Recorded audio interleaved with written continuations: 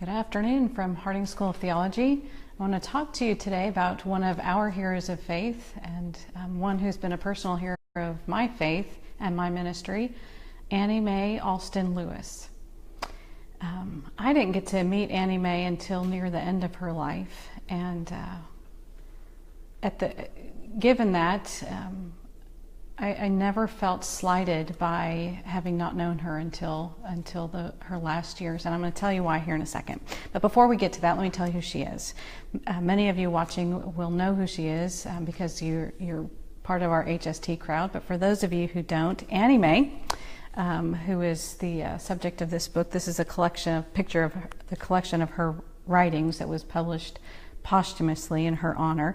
But Annie May Alston Lewis was born November 26, 1917 and died March 9, 2006. She earned a BA in English at Harding College and a BS in Library Science from Peabody College.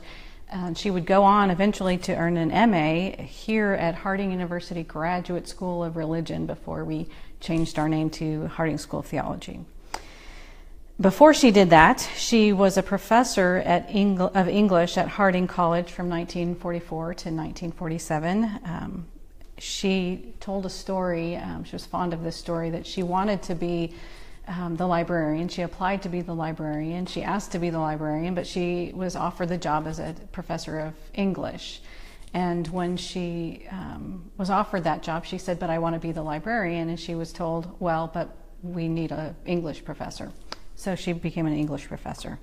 That was in 1944. In 1947, they needed a librarian, so she got her dream job as the head librarian at Harding College.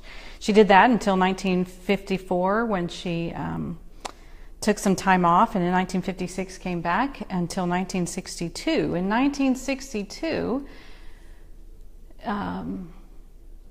Annie May did something that would change the lives of thousands of ministers for decades and continues to do that. She started the library, the theological library here at HST, with 5,000 books, theological books. She came over here to Memphis and began our library and became the very first theological librarian in the Church of Christ.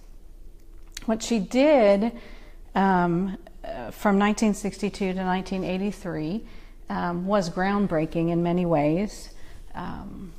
During that time, she got an MA from the school here. She did that because she wanted to, as she would say, know what it was she was helping the students here research. And her work with the library and as a theological librarian was phenomenal.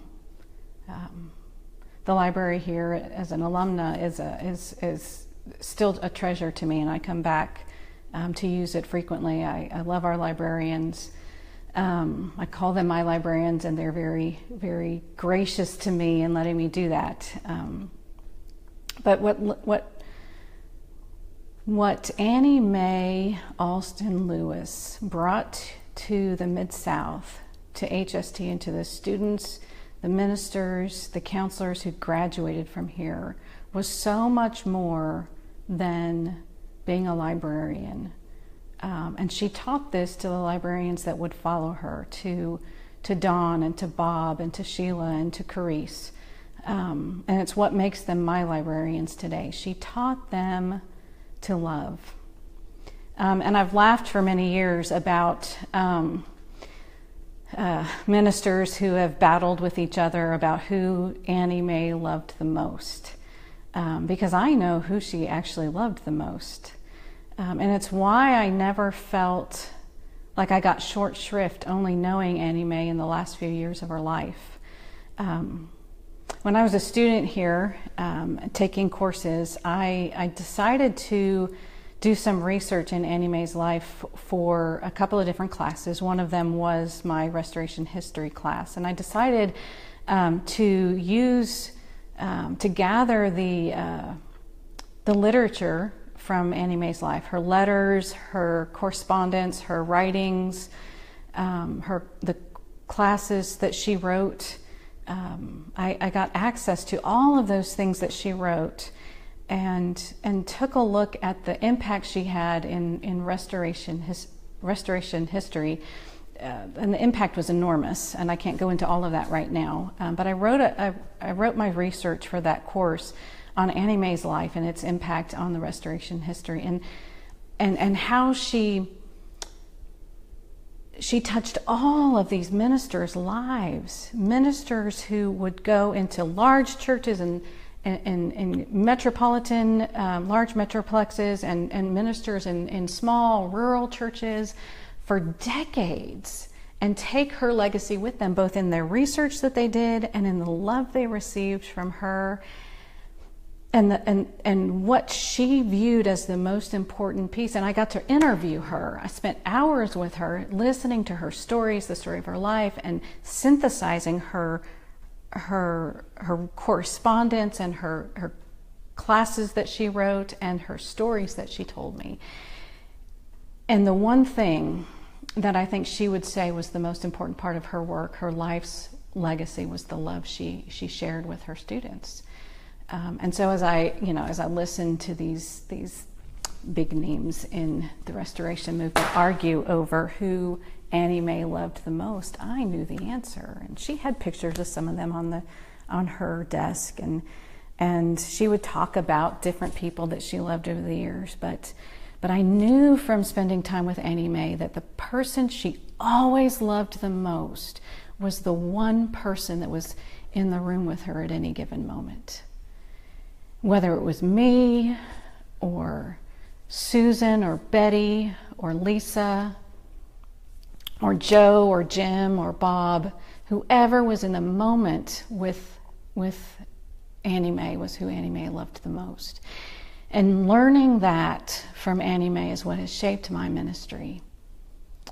She was a great researcher. She was a great fighter for HST, and this school would not have been built without Annie May. She fought to get the library here. She fought with Jack to get the library here. She fought with Jack about what books to get in the library here, and then she married Jack. This school would not be here, and it wouldn't be what this school is without her. But her greatest legacy is her ability to love the person that she sat with the most of anybody that she ever met in the moment she sat with him. That is a gift that Annie May had. A gift that I try to bring into my ministry in every moment. I don't do it perfectly. She didn't do it perfectly, but she did it well. That is a gift that I hope also to pass on to others as she did.